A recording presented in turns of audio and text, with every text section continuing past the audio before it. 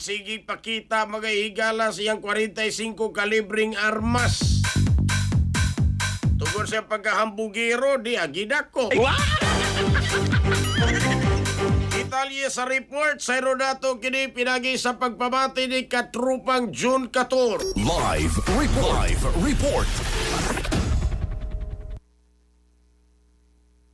Yes, katropang Jerry, no, di ay giingong kanunay ni magpakita siyang 45 nga armas ag nasikop ni sa kapulisan sa Dakbayan sa Naga pinagi sa pag-implementar og search warrant batok ni ini nga dinakpan ang kini nga search warrant, no, gibase kini gipagawas ni Executive Judge sa RTC Branch 12 niadto nga Pebrero 19, 2026 inundan nga gipahigayon ang operasyon dito sa Barangay Naalad, City of Naga mga alas 4:05 ni kadlawon. Kining nadakpan mao si Kim Kenneth Canietes Tero, 31 anyos solitaw, usa ni ka construction worker, residente ni sa Barangay Naalad. Nasakmit sa mga kapulisan kini nga usa ka 38 kalibre nga revolver nga armas nga walay serial number ug adunay tulo ka mga buhi nga bala ingon man kini usa ka 45 nga kalibre sa armas nga adunay serial number uban ang kini usa ka magazine ug tulo ka mga buhi nga bala. Ang kapulisan mipahigayon og pagpangita sulod sa balay hining nga dinakpan nga aduna usab ang presensya siyang igsuon ug ang kini aga usa ka piniling opisyal sa Barangay Naalad sa investigasyon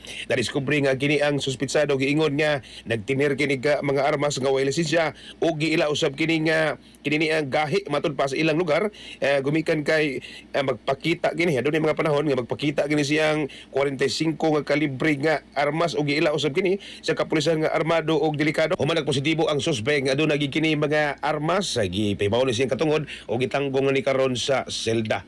Mga katropa, yung kalimot magtumarog sa Anton Vitamin C, ang alkaline nga Vitamin C. Alang sa nagayusang Pilipino para sa Pilipinas, inyong katropa, June 14, XFM News.